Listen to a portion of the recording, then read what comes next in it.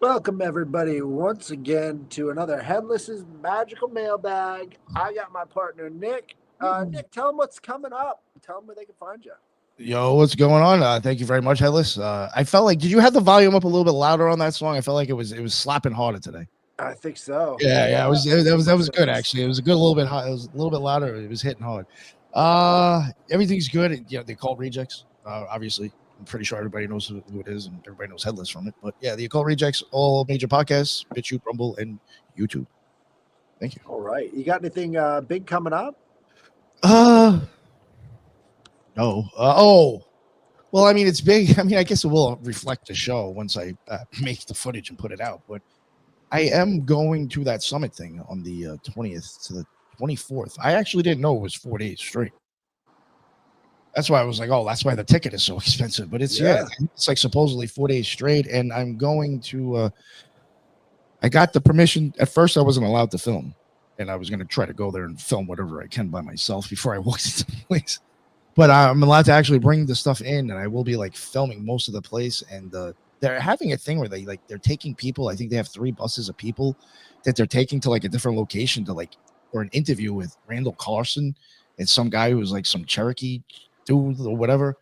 And I'm going to be able to film that and record that and meet the guy myself. So I got that coming up. And again, like I'll try to put out whatever I can as fast as I can for the show. But yeah, definitely got that coming. So that's exciting. I should That looks hopefully meet some people. amazing. Yeah. So you're talking about the conference at Pilot Mountain, right? Yes. Sorry, the one at Mount Pilot in North Carolina. So if anybody's going, I'll be there. I'll have my little press pass on. I'll be standing behind the camera. Awesome, awesome. Yeah. Yeah, because I mentioned Pilot Mountain to my dad, and he's like, "Yeah, I know that place." It's like I had no idea it was so popular, but I guess it's this is kind of a big deal.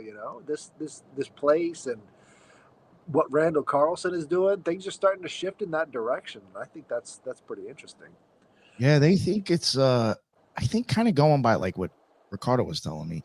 Do you ever see Close Encounters of the Third Kind where they were like thinking this was showing up at this specific spot? I think that's kind of like they think something's coming there. So I'm hoping maybe I'll catch some little green men coming out of the mountain or something. Keep an eye out. Here's what you got to do: you got to get a mirror, right, and then have that hooked up to your GoPro. And as you're climbing the mountain, you're going to see all the See it things behind you behind me, because yeah. that's one of the tricks. A lot of these Bigfoot people have been doing that mirror trick because they'll take a look at you as you're walking away. Yeah, that's pretty smart. I like that. Like putting a rear view mirror on there. Right. Yeah. So that's at least some of the new footage I've seen where it's just like, oh, look, there's a peeker. There's a peeker. And you may get EVPs or you may get whatever, but you're not going to get, full body apparitions. Because I think Bigfoot is probably related to ghosts. I mean, I think it's I do think it's something like that that comes in and out. It's hard to explain. there's Another so thing. much Go ahead.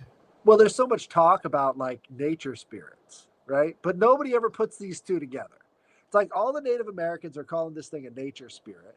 Maybe it phases in and out of reality and we've got different ways of describing it, but can you really say it's a physical thing? We haven't found any dead bodies, we haven't found any bones. Yo, that is. Yo, I as silly as it is and as simple as that is, I've never thought of that. Nobody's ever found a fucking body. I mean, what is there? Some cave they all crawl to and die, and they know when they're dying. None of They, them's ever just dropped dead from a heart attack in the forest. they say that there's this group of like men in black They go around and that get the will bodies, go right? out there and catch these bodies and like pick them up and use the government. But it's like, what if they're actually related to the Fae as well? Because they don't really seem all that physical either. I was gonna say, like, what's the difference of it being like a fae? Right. Like, if it comes in and out, like, I could see it being something like that. Again, it's even associated with the woods, like all those other things are kind of in a sense. And a lot of these men in black spottings, these sightings that they have, they seem like they're animated corpses. I mean, what's that about? You've got animated corpses going around telling you to stop talking about aliens? That's pretty weird. I don't Yeah, know if these Bigfoot MIBs are any different, but from what I've heard, they've got a bunch of pickup trucks.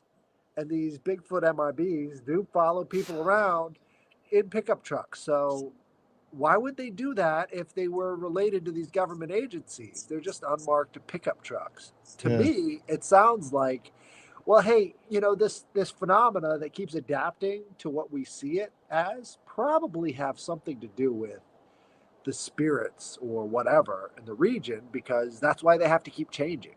You know, they wouldn't change if they were physical things, but they change because that's what they're doing. But You know, a lot of stuff that has made me start to wonder is like even the stuff that Ricardo's talked about.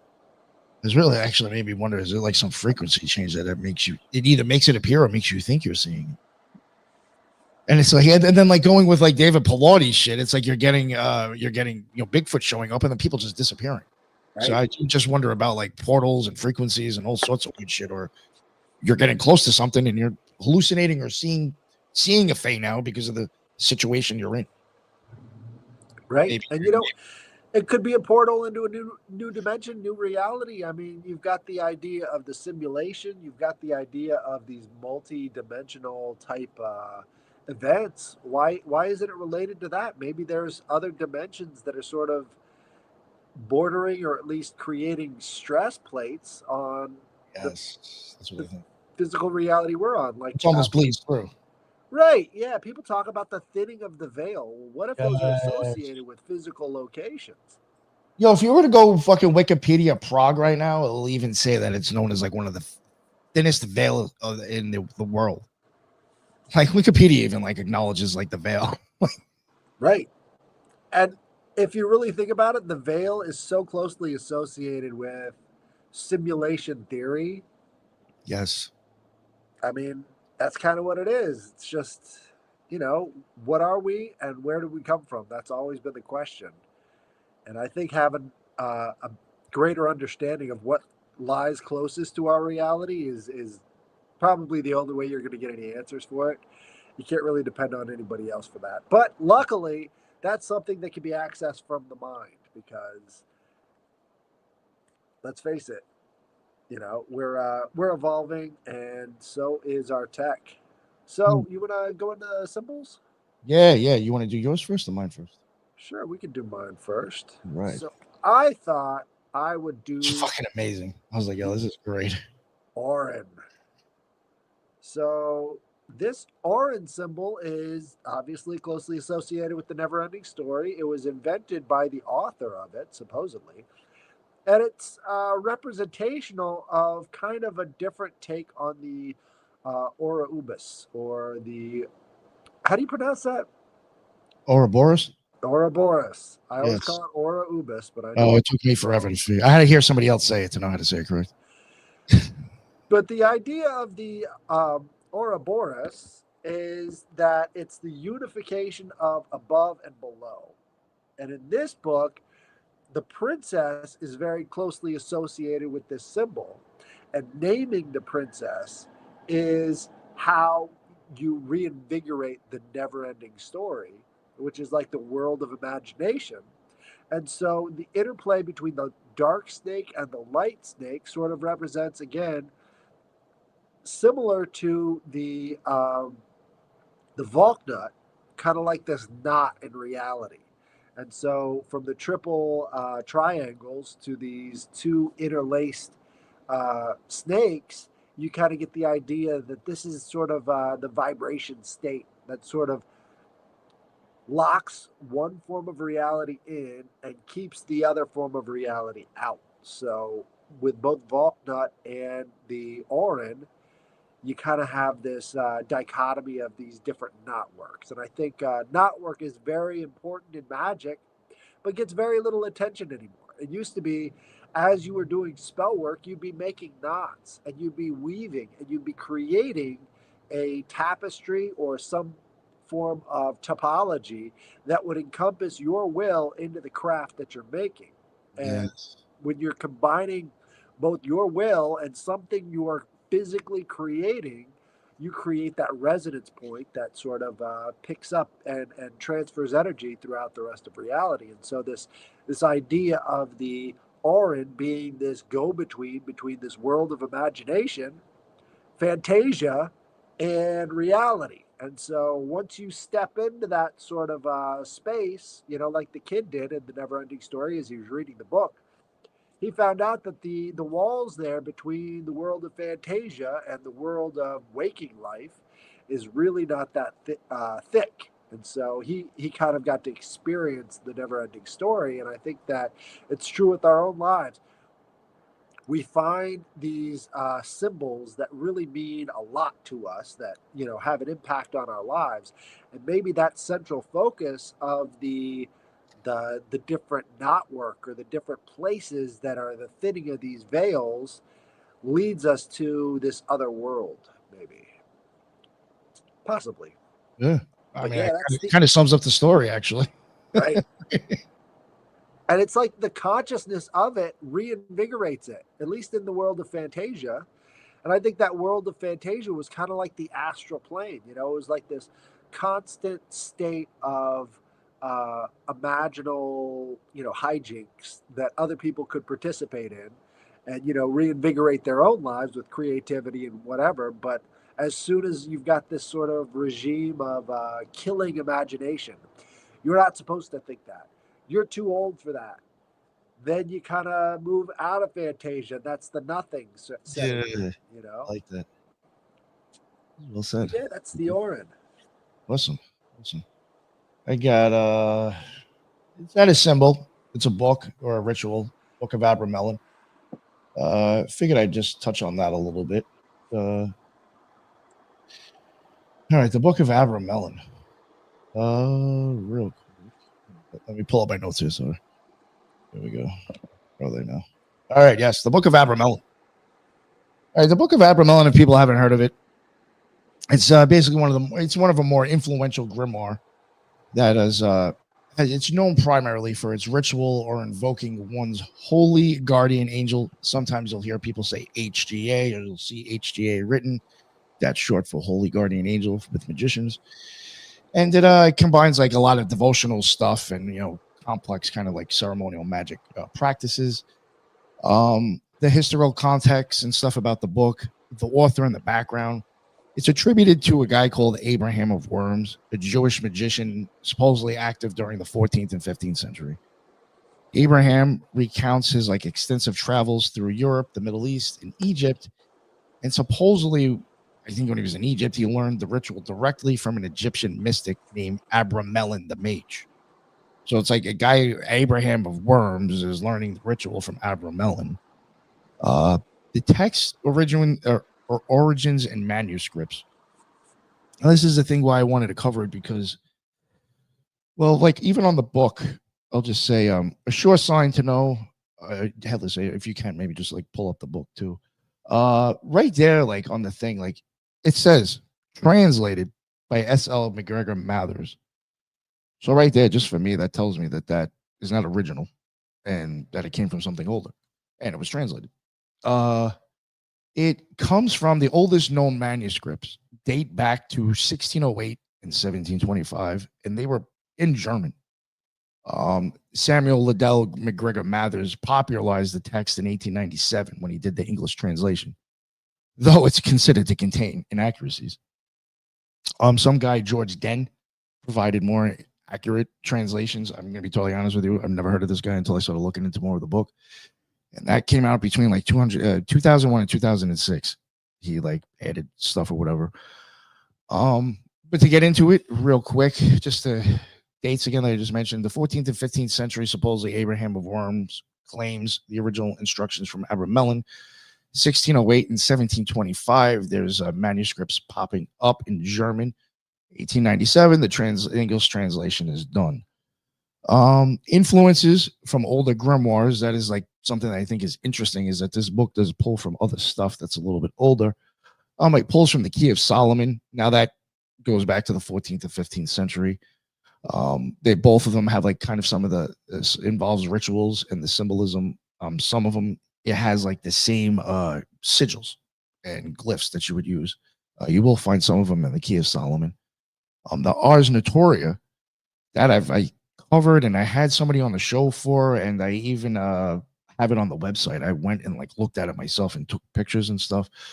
That is actually a part of the Lesser Key of Solomon. And there is stuff in that does pop up in the Abramelin. And this one, in this book, it is a 9-month program with daily Latin prayers, perfumed stuff, incense, gazing on intricate ink diagrams, that are timed to planetary hours too. So, it's very much kind of like the Abramelin. The Sefer Ratziel, I don't know how to say it, Hamalaka or whatever, the Book of Ratziel, the angel, 13th century. Supposedly that had an influence. The Picatrix, which came out to be, believed to be in the 11th century, was supposedly an influence as well. Liber Ioratus Honorii, which is another 13th century grimoire, the Sworn Book of Honorius. Chapters 1 through 13 lay out a months-long sequence of fasting, confession, psalm chanting, and like fumigations, which if somebody doesn't know what that is, it's like intense, like fucking incense, like you smoke the fucking room out. And the whole thing about that is that you're supposed to come into contact with your holy guardian angel. And then another one, the Stele of Jew, or whatever, the Bornless Ritual. Headless knows about that. The Greek magical papyri. We were talking about that last night. That invokes the Bornless one or the Headless one, and that's to unite the god and the practitioner. Very much kind of like the Abramelin, and this is where you can give Crowley some credit, because a lot of people give Crowley credit for the Abramelin. It's like, don't. Like, people give this guy way too much credit. He did come out with Liber Samek, or Liber 8, which is kind of his version of this ritual to get in contact with your holy guardian angel.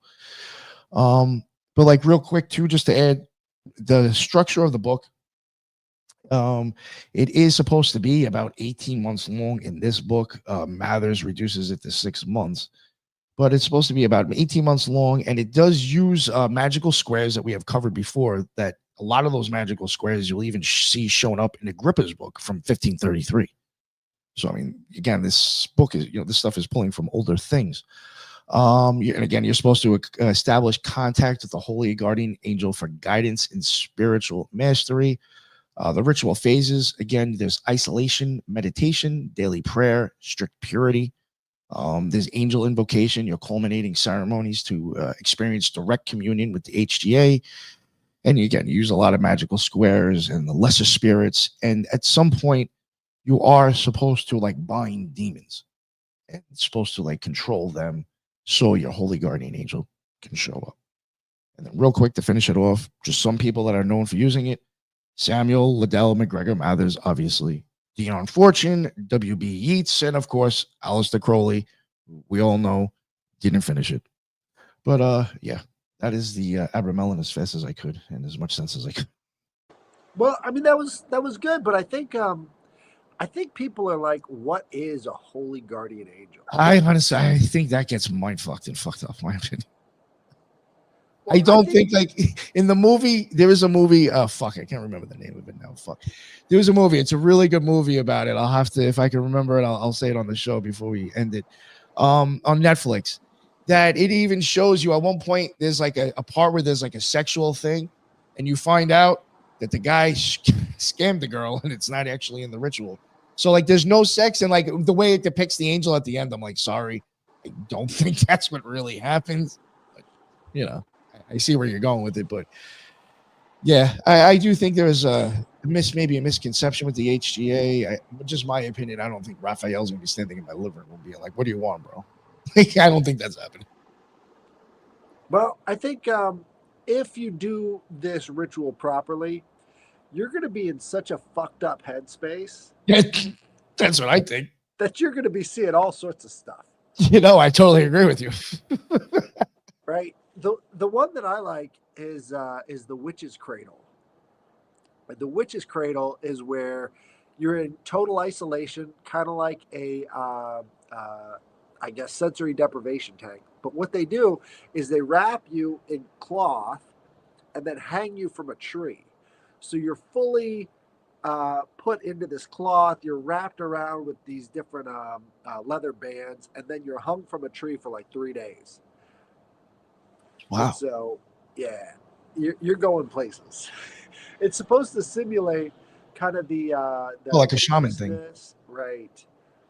So it has a lot of different, but that's one of the things that was talked about in Uncle Bucky's Big Blue Book, Buckland's Oh Witchcraft. God! Holy shit! I haven't heard Uncle Bucky in a minute. Oh wow! Yeah, I had that book, dude. That big blue book. Yeah. Someone gave it to me. I didn't buy it, but I had that motherfucker. That shit was thick.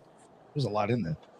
Yeah, and it's funny because a lot of the stuff was formulated from the OTO, and then Gardner started using it. Yeah. But there's a different feel to, I guess, the Wicca than there is with OTO type rituals. We were kind of talking about it before. I think ritual in Wicca is more of a religious ritual, whereas in the OTO and like all these other ones, they're more like colleges. Actually, that's a really good way to put it. Yeah, it's I would say Wicca ones are actually much more kind of specified or bent on specific like gods or beliefs. With the other rituals, you can actually just choose whoever you want to work it with. Right. In a sense, I know it. Yeah, yeah, it's a very interesting way to put it. But I think having those distinctions are going to be important because when you're going into a space that maybe you've never met these people before, you should know what to expect. And if you're going into more of a OTO lodge type situation, you better be academically perfect on what you know, because if not, you're immediately low man on the totem pole.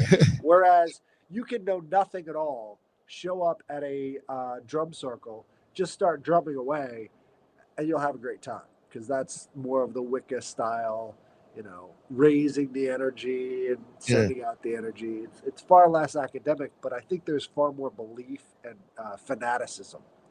Yes. I That's a like good that one. part. That's the good part. No, no, I get that. I mean, I've gone on with my own, my own stuff, my own way, with like kind of like bringing Wicca into ceremonial magic. The herbs, the crystals, wood burning, crafts. I did all that, all that stuff to incorporate it into my rituals. Right, right. I feel like the medium between the two would be kind of the Norse paganism, because you've got the bloat, which is where you're at the cross quarters, you're drinking to Thor, and then after you get done drinking to Thor, then you go and you make your exposition about magic or whatever. But you're going to have to present something to the group that's Yeah, going to be uplifting for everybody. And so I think that's a nice, because you're already in the mood, you're feeling the spirit, and then you're letting it out. And so I think I've been to two Norse bloats, and they were oh, really wow. fun. They were in it was I forgot the name of it, but it was a big warehouse up in Virginia. It felt like Fight Club. Oh All these shit. people in there drinking from horns. It was great. I gotta like look into the area. I was even told by the people that work here. The lady that showed me the apartment said that North Carolina. She said this area is huge for witchcraft. She had tattoos on her fingers. That's why I asked her. I was like, "Are you into like?" She had them on her fingers and on her hands. She's like, "You'd be surprised how many people here are into this stuff." And I think if you Google it, North Carolina has like the highest rate of witchcraft people. I think Asheville. it's probably because of the bad. I guarantee you, it's because of the Bible Belt going through it. Well, it's It because just of it just Asheville. creates something against Catholicism. Well, every state has like their hippie town, and Yeah, for North Carolina, Asheville is yeah, like the hippie town of yeah. hippie towns. You're right. But Yeah, like I was telling you, there's 3 stores in like a 10-minute radius from my house. Even when I lived out in Long Island or Queens, I was driving like a half hour to get to a magic store. from what you knew, because there it's Yeah, far that's true. more, like you go into somebody's apartment and you're buying herbs, over their kitchen counter. Yeah, maybe I should Google botanicas instead of witchcraft stores. You'll find 10 of those in Jackson Heights, I'm sure. Yeah. Right, right. But to me, you got to find the places if you're going to get into this stuff with other people, which is very, very iffy. Yeah. First, get your spiritual hygiene clean. You got to make sure that you can tell if somebody's attached something to you, or how to get rid of negative energies, because that is the most important thing, especially if you're around other magic users. You never know what they're doing. Or even just to feel their energy and be like, maybe I shouldn't be working with this dude today. Right, right. But you I'd be know, having a bad day. I can feel it. the number one place where you're going to see a modern day witch hunt is at one of these occult bookstores. They're always looking for witches who are doing spells to them, and so they're keeping the tradition alive. And they're always talking about how bad Christians are for doing that. And it's like, you're doing the same thing. You're doing the same thing. It's not fun, but Yeah, go over to Pennsylvania and see how the Pennsylvania Dutch, practice their Catholicism and their Christianity. It's the, fucking occult as shit. I think I found something. I was watching one of the videos from Museum of Tarot, and he was talking about the flower of life. And he said that the flower of life is a scam. It's not what you think it is. And his evidence was the first guy to bring it back from Egypt was this hippie guy who believed that what he was seeing inside of this old broken down Egyptian temple was this perfect geometric figure. But other anthropologists have gone back to that same spot where he saw this figure etched onto this wall and, examined some of the surrounding writing and stuff. It turned out there was Greek writing around it. And it was talking about, thus always to the gods of the pagans, right? So what the Christian had done is he was marking out pagan Egyptian gods with his hex sign. And so the flower of life was a hex sign, which is what the Pennsylvania Dutch use today in their magic. So I think on some level, the hex sign has always been sort of native to Christian magic. And we just didn't know about it. That is interesting. Like if people live around in that area or if they're in like Pennsylvania and like you see those houses that have those like circular mandalas up at the top of them. That's a hex. I mean, odds are they're not using it the way it was used. But back in the day, that was like stating, I'm into this shit. And that's what this house is about. And this is our fucking, basically our shield or our sigil. And it's become fucking art that people just blindly throw on their houses now. Right. Well, they called them the hex sign because they always had 6 angles used in it. And so that hex sign was used in quilting. It was used in all sorts of stuff. They put that shit all over everything.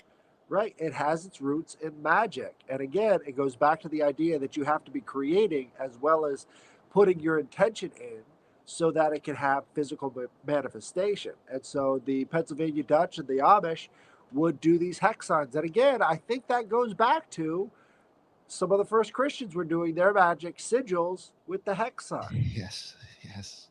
So I agree. If don't get the wrong idea, anything you know about first century, second century Christianity is way different from the reality of the situation. The way Christianity is practiced today is nothing like what they did back then. And you can read that in the book of Paul, where he's trying to say what they're doing without trying to advocate it for everybody else. Because there's some weird stuff going on in the name of Jesus Christ. Let me tell you. I remember the first time I ever heard about this stuff. I didn't know. I was at the OTO and they did a class on the Pennsylvania Dutch magic or something like that. And this chick, Kitty, did it. And I was just like, holy shit. And then I had asked her afterwards. I was like, yo, is there like any more or anywhere you can send me to do this stuff? And she like gave me a couple places. And she had even said herself, she's like, I'm not so much into Christian stuff. She said, but I thought this was an interesting topic for people to learn about. But like she's even saying herself, this is Christian magic. Right. Right. And, what they have out here, they call it the powwow. And they take that directly from the Native Americans out here. And so they have powwow men, and these are, these shamanic healer types that will go from community to community, practicing medicine and magic on the different Amish communities. Guys, I'm really sorry about my nose. The trees are having sex outside. My body hates it. They're having an orgy out there. Yeah. So let me see here. We've got our first email from J.A. All right, I have to do it, and I'll try and keep it short. A few years ago, I was running the restaurant at a 24-hour truck stop in rural Manitoba. There were several storage rooms where we kept our supplies. However, there was one in particular that really gave me a creepy feeling. Literally uneasy every time I went in there, and the proverbial feeling of being watched. As time went on, I became convinced that there was something there, and it would scare the waitress late at night by telling them that there was a demon in the back room which would usually cause them to run off screaming. One night I was telling my cousin, who is a Christian evangelical pastor, about this, and he recommended that I open the door and say, I cast you out in the name of Jesus. And also make the sign of the cross. If you're casting something out in the name of Jesus, sign of the cross helps you, complete that magic Yeah, ritual. I would say You've that. got the motion and you've got the name. So Yo, whenever I used to cleanse my house, whenever I did the smoke, I always did it in a cross. there you go. It's something to charge. You're charging the Yes. sigil. Oh, it's making a statement too, I think, in a sense. And now I'm not a Christian. However, one particular night at about 3 in the morning, I was alone in the restaurant, no customers, no employees, and I decided that I was going to give this a try. And at this part that I always feel no one will possibly believe, I made my way to the back room and opened the door, and from the entryway, I pointed into the room and said, I cast you out in the name of Jesus. At that exact moment, I felt something pass in front of me as fast as lightning and travel down the hallway into the restaurant. I can't even describe what it was, but it was so quick and so intense that it caught me completely off guard. I literally jumped from shock.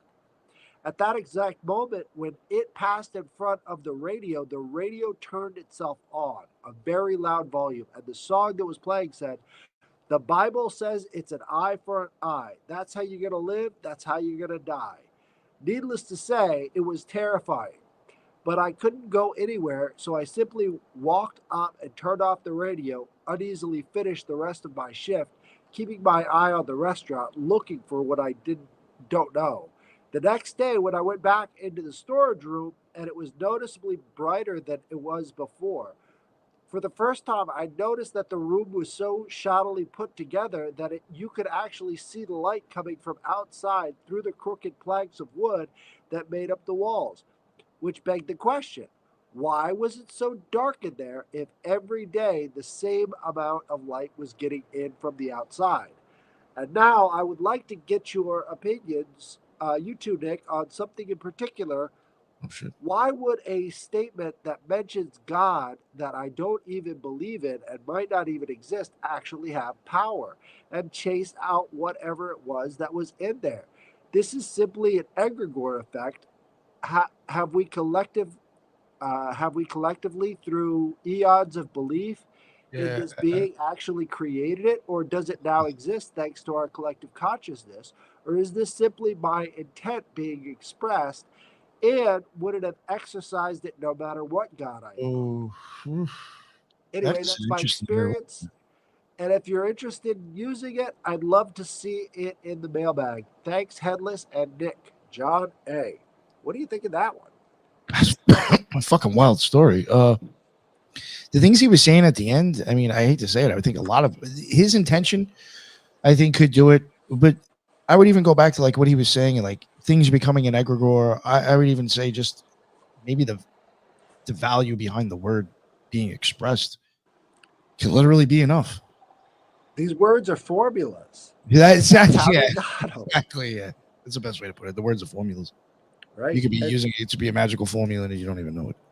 Right. What does it say in the Bible? Again, if you take the Bible as a magical textbook, what was Adam's power in the Garden of Eden? What was he doing? He was naming all of the animals, because when you have their secret name, you have power over them. That's why it's like anybody who reads it today is thinking, what difference does it make if you call the animal Steve or John? Why are you naming all these things? What difference does that make? It's not for you to understand. You're in a different culture. He was naming them and having control over them. That's the idea. I've often thought about that before. It's like when you take a name, I don't know, that's like giving people a way to get your attention to make you do things now. Like it is almost like self-programming you, I think, is like this gets my attention. It's weird. I see what you're saying with that. I've thought about this before too much. Bingo. Yeah, when we had Toby on, he was talking about semiotics. And that's the idea, is that this meaning is a precursor to the words you're using. And so it's tapping into something much deeper, and your ability to speak it, your ability to draw it, all these other methods is not a guarantee that it will be felt and understood. But when there is that preconceived notion beforehand that you share this lexicon of understanding with everybody else, you're inside their heads in the words that you're using right now. You know what though was interesting when he had said something about like, oh, I wouldn't waste Magic's time with trying to turn the light on. And I'm like thinking in my head, I'm like, you could be like, all right, hey, Headless, can you turn the light on for me? If you get up and turn the light on for me, that was an act of magic. I got you. You put the light on for me. I didn't have to get up. And I use semiotics for it. Right. But it takes a coherent definition of magic, which I don't think there ever will be a coherent definition, but the closest one I got that encompasses all fields of magic and unfortunately all of reality as well is that magic is an illusion used to influence reality. The words you use, they're an illusion. They're not, the words aren't necessarily the thing that you're referencing. The medium is different from what you're talking about. That was even another thing I wanted to even get into too, but I don't want to, take it too far. It's like that also, like the reason this shit works is because the other person even understands what you're saying. If I said that to somebody who didn't speak English, just keep walking. Okay, have a good day. If I say it to somebody who understands English, they'll turn on the light for me. Now think about this. What about affect, vibe? You walk into a room, you already feel that the vibe is off. Yo, right? And I'm sure people know. Everybody's experienced that shit. Don't tell me you haven't. Right. People have experienced that. People have experienced someone staring at me. Bingo. Changes the vibe. Yeah. So what's happening there is maybe you're tapping into these predecessors of the communication that we're using now. If you think about a pre-verbal communication in society, watch the birds, right? Do the birds speak squirrel? They do. Obviously, they do. Oh, well, yeah, because they do interact with them, yeah. Right. So they're I hear what he's saying. Yeah. They're speaking squirrel. Well, what happens when the squirrel sees a hawk?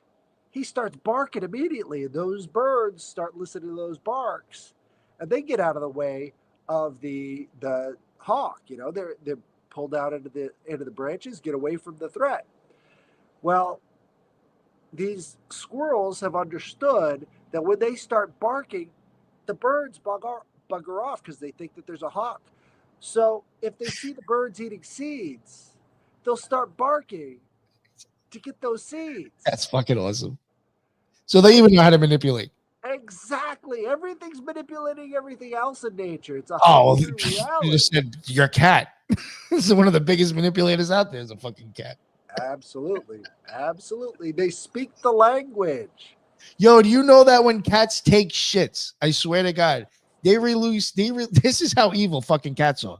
They release pheromones that actually make you love them as you're cleaning up their shit. They're fucking they're maguses, man. These fucking cats. Well, they got parasites. Like the parasites on them cause you to lose your inhibition and make you more attractive to women.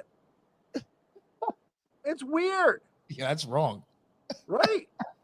Ladies, by the way, I got a cat. Every time I clean its shit up, it makes me love it more. Oh, man. Crazy. No, that was fun. Well, that was a great mailbag. Thank you for joining us.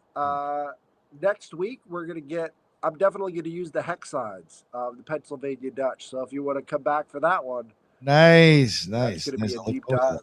Awesome. But also next week, it's going to be a story that was shared to us from JJ. So if he's not in competition for the time slot, maybe we can go 7:30. He can go 8. But yeah, I think he might go at 9. So we might be good. I got to ask him. Yeah, because I don't want to compete with him going live either.